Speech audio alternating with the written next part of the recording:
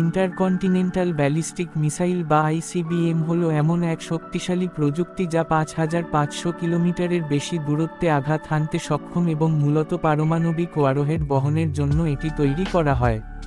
২০২৬ সালের শুরুর দিকে ইরানের ক্ষেপণাস্ত্র প্রযুক্তি নিয়ে বিশ্বজুড়ে চরম উত্তেজনা তৈরি হয়েছে। বিশেষ করে জানুয়ারি মাসে কিছু অসমর্থিত সংবাদ এবং ভিডিওতে দাবি করা হয় যে ইরান ১০,০০০ কিলোমিটার পাল্লার একটি নতুন আইসিবিএম পরীক্ষা করেছে। যদি এই দাবি সত্য হয়, তবে ইরান থেকে সরাসরি যুক্তরাষ্ট্রের ওয়াশিংটন ডি.সি. কিংবা ইউরোপের যে কোনো শহরে আঘাত হানা সম্ভব। ইরানের এই অভাবনীয় প্রযুক্তিগত উন্নতিকে যুক্তরাষ্ট্র এবং ইসরায়েল তাদের অস্তিত্বের জন্য একটি রেড লাইন বা চরম হুমকি হিসেবে গণ্য করেছে। এরই পরিপ্রেক্ষিতে ফেব্রুয়ারি মাসের শেষ দিকে তারা ইরানের ক্ষেপণাস্ত্র সাইলো এবং পরমাণু স্থাপনাগুলো লক্ষ্য করে অপারেশন এপিক ফিউরি ও অপারেশন রোয়ারিং লায়ন নামক বিধ্বংসী সামরিক অভিযান শুরু করে।